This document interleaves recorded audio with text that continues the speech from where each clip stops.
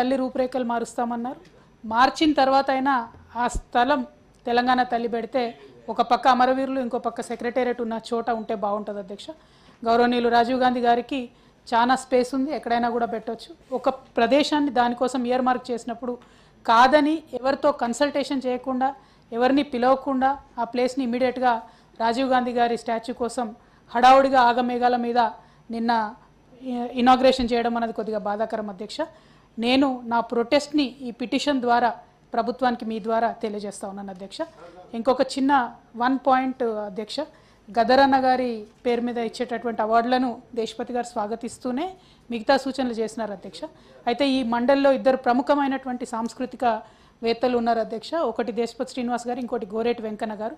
గదరన్న పేరు మీద వేసేటటువంటి కమిటీలో పెద్దల మండలిలో ఉన్నటువంటి వారిద్దరికీ కూడా స్థానం కల్పిస్తే ఇంకా మంచి సూచనలు వచ్చేటటువంటి అవకాశం ఉంటుందని చెప్పి నేను ప్రభుత్వానికి సూచన చేస్తా ఉన్నాను అధ్యక్ష. బట్ నా పిటిషన్ ద్వారా మాత్రం నేను ప్రభుత్వానికి నా ప్రొటెస్ట్ని తెలియజేస్తా ఉన్నాను అధ్యక్ష. Thank you.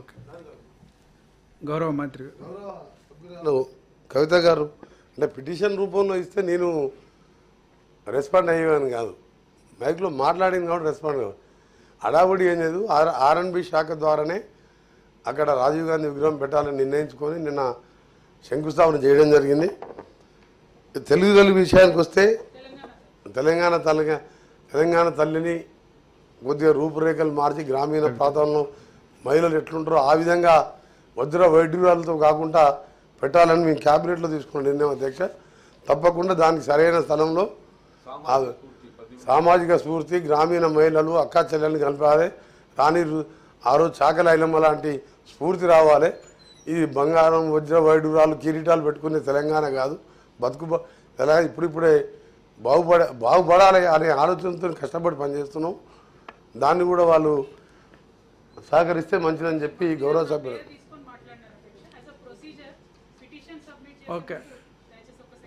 చేసినప్పుడు అధ్యక్ష నేను హడావుడిగా తీసుకున్న నిర్ణయం, ఒక భారత మాజీ ప్రధానమంత్రి ఆయన దేశం కోసం ప్రాణాలు వదిలిపోయిండు, వాళ్ళ కుటుంబం వాళ్ళ అమ్మగారు దేశం కోసం చనిపోయి ఐక్యంగా ఉంచాలని. అలాంటి మహనీయుని విగ్రహం పెట్టినప్పుడు అభ్యంతరం చెప్పకూడదు.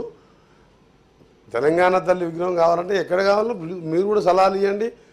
ఆ కమిటీలో దేశపతి శ్రీనివాస్ గారు సలహాలు తీసుకుంటాం, మీరు కూడా ఎక్కడ పెట్టాలని చెప్పండి, దాన్ని కూడా పెడతాం అని. రాజీవ్ గాంధీ ఇలా మామూలు వ్యక్తి కాదబ్బా, ఆ కాలంలో గ్రామీణ ప్రాంతాల సర్పంచ్లకు నేరుగా 2 లక్షలు 3 లక్షలు అకౌంట్లో డైరెక్ట్ అకౌంట్లో వేసేవాడు.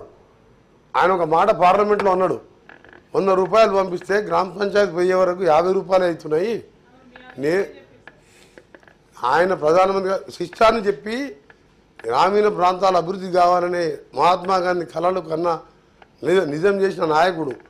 ఐటీ రంగాన్ని ఒకవైపు గ్రామీణ ప్రాంతం, ఒకవైపు ఐటీ రంగాన్ని 21వ శతాబ్దం తీసుకొని కంప్యూటర్ సెల్ ఫోన్ అని ఆయన ఆలోచన విధానం. అలాంటి వ్యక్తి, దేశం కోసం మరణించిన వ్యక్తి విగ్రహం పెట్టినప్పుడు దాన్ని కాంట్రవర్ట్ చేయడం మంచిది కాదు. ఓకే.